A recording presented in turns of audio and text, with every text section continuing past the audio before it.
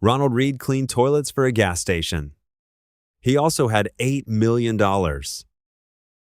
Nobody knew. Not his stepkids. Not his neighbors. Not the customers he served for 25 years.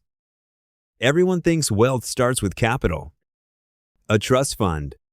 A tech salary. A rich uncle.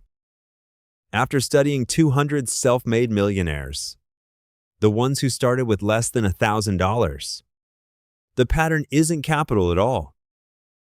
It's time, and a refusal to touch the principal. Reed grew up in Dummerston, Vermont. Poor farming family. He walked 4 miles to high school, or hitchhiked when the weather turned. First in his family to graduate. Then World War II. Military police in Italy. He came home in 1945, honorably discharged, and went to work at a gas station.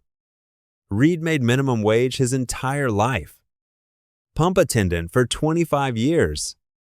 Janitor at a JCPenney for 17 more. He retired once. Got bored. Went back to work. He drove a car so old. The door was held shut with a coat hanger. He wore flannel shirts held together with safety pins. He never made more than $30,000 a year. Not once. But in 1945, at age 25, he opened a brokerage account, bought a few blue-chip stocks, Procter & Gamble, General Electric, Colgate-Palmolive, Wells Fargo. He avoided every technology company. If he didn't understand the business, he didn't buy the stock. Then he did the one thing almost nobody does. He never sold. For 65 years, Reed reinvested every dividend, every stock split he held, every market crash. 1,973, 1,987, 2008. He did nothing. He even held Lehman Brothers, watched it go to zero, and still didn't sell the rest. Doing nothing was the entire strategy. Compare that to the average retail investor. The data is brutal. Retail investors underperform the market by roughly 3 to 4% annually.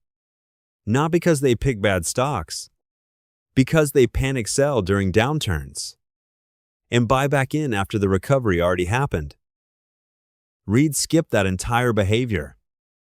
He had no Bloomberg terminal, no financial advisor, no smartphone.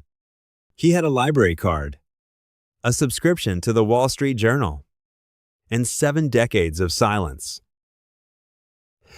By 2014, his portfolio held stock in 95 companies. Total value, $8 million. He still split his own firewood that winter. He was 92 years old. When he died in June of 2014, the town of Brattleboro, Vermont, found out what their janitor had been sitting on. He left $4.8 million to the local hospital, $1.2 million to the library, the rest to his stepchildren. Here's what the 200 case studies actually reveal. It's never the size of the first investment. It's the length of time. Nobody interferes with it. A 25-year-old investing $50 a month into an index fund, never touching it, retires with more than someone who invests 10 times as much starting at 45. Compounding doesn't care how much you make. It cares how long you leave it alone. But here's what the profiles never mention. Reed wasn't disciplined because he was frugal. He was disciplined because nobody was watching. No portfolio app pinging him.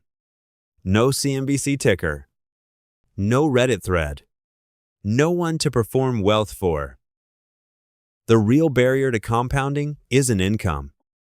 It's visibility. The moment you can see the number daily, you start touching it.